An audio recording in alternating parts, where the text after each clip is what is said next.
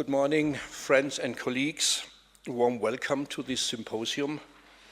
And I think symposium is the right word for what we are doing, because the original meaning of symposium was getting together, having a drink and having a lot of fun. But before we are doing it, it will be very hard work, I can promise you.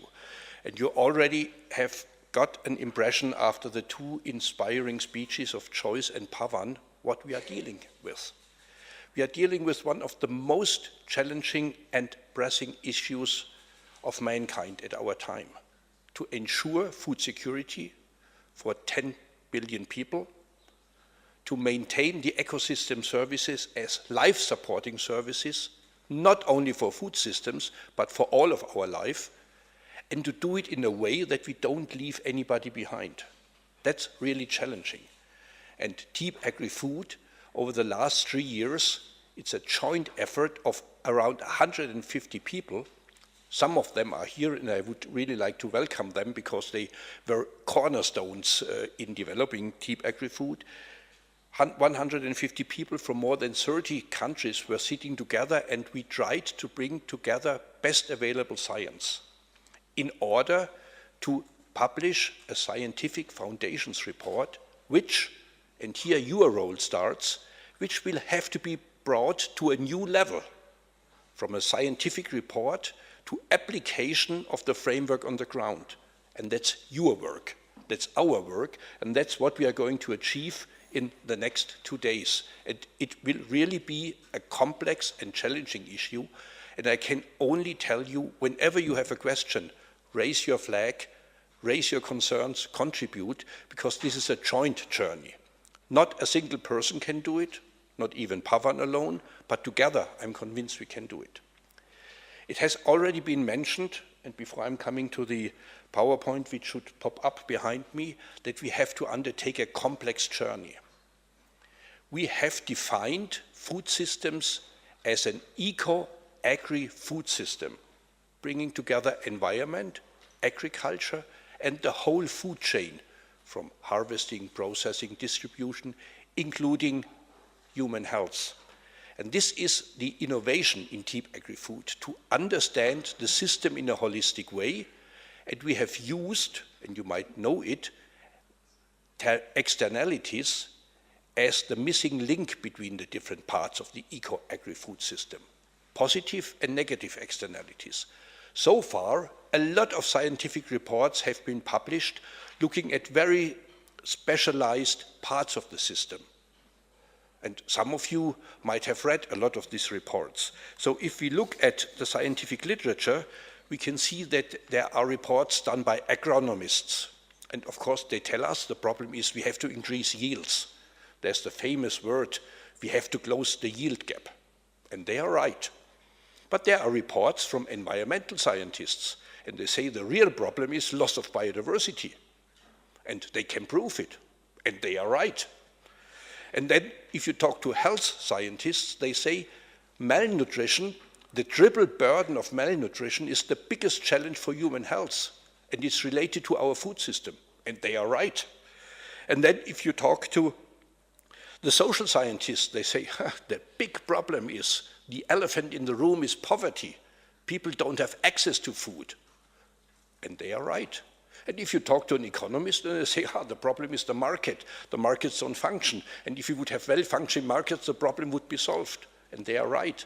But if you bring all 5 of them together, you can see that everybody addresses a small part of the problem. And they don't address it in a holistic way.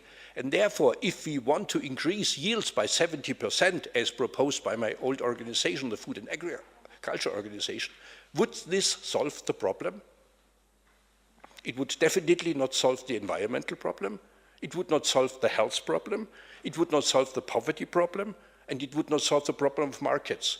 So in the end, and that's what you have to do a comprehensive analysis, you have to apply our TEEBAgriFood framework in a holistic way to address complex problems.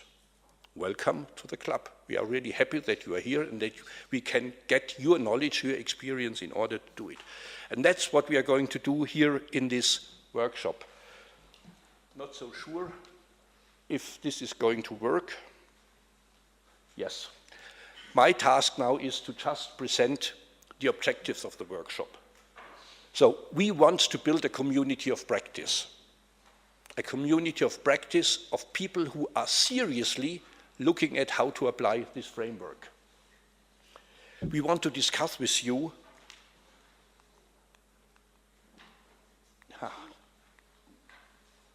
should go back, but it's not going back. We want to discuss with you the what, why, and how of the evaluation. And we would like to share experiences, lessons learned, mistakes made, and visions for the future by looking at selected cases.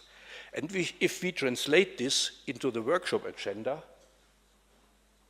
you can see, and this has happened yesterday, just as a reminder for you what you have done yesterday, there have been breakout groups of the International Climate Initiative project and a project funded by the European Union. IISD had made a communication and media outreach training, and today we are starting with a report. I'm very much looking forward to it, by our friend and colleague Barbara Gemmill-Herrin, about the complexity of agriculture and food systems. If you go to meetings of the United Nations in New York, people will tell you there are two big issues we have to address in order to achieve the SDGs and to successfully fight against climate change. It's energy, it's difficult. And it's food, and that's much more difficult.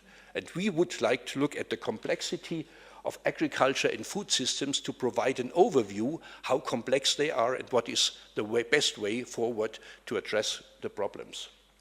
And then Kavita Sharma is going to present our comprehensive and universal framework for the evaluation. This is the heart and the core of what we have developed. So far, you had bits and pieces in assessing it. And with our framework, you have a comprehensive and holistic framework. And applying this framework is a challenge. You cannot do it, and you cannot leave 50% out of it, because you need the whole picture.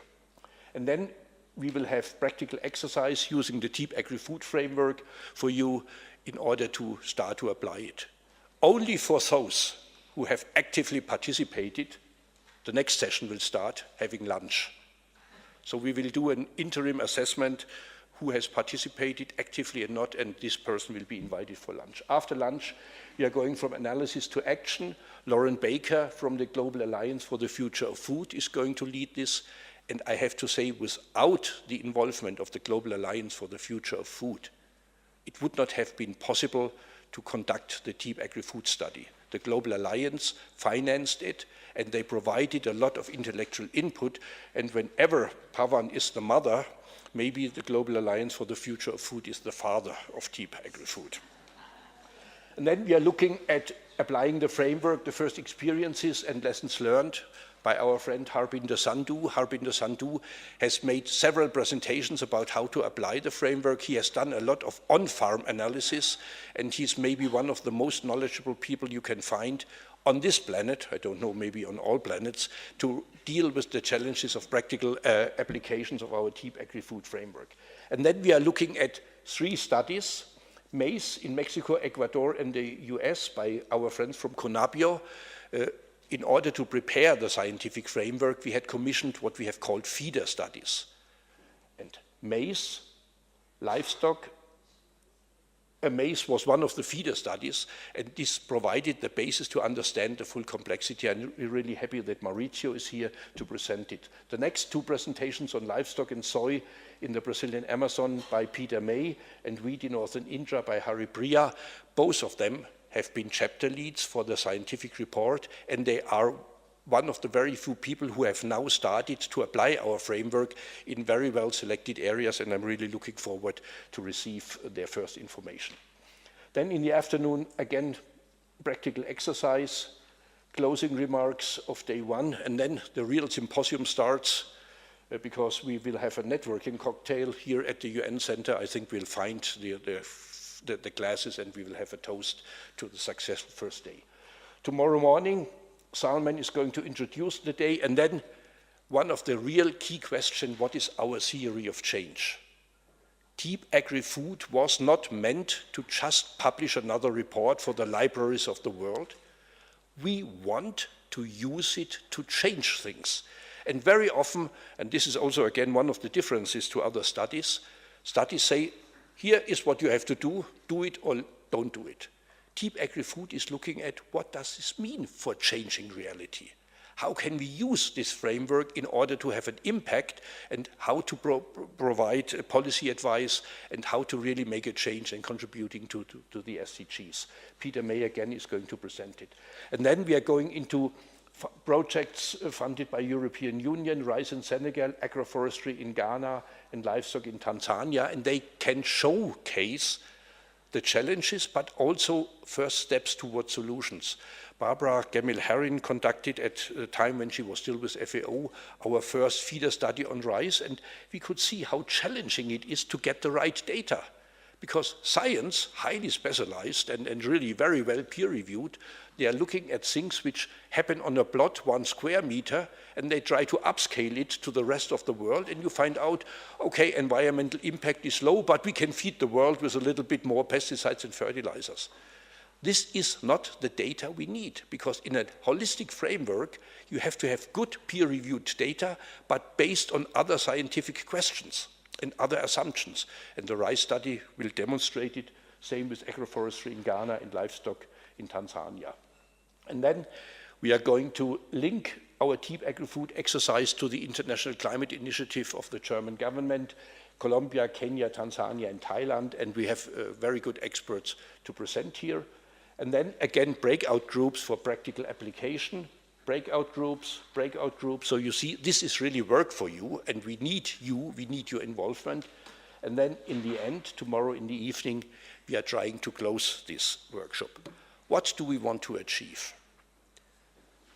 A community of practice needs guidance, so that not everybody is doing what he or she wants.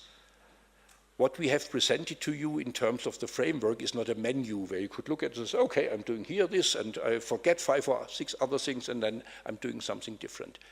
We have to look in a holistic way at our framework. We have to identify challenges, and we have also to discuss how to deal with issues where we don't have the relevant data.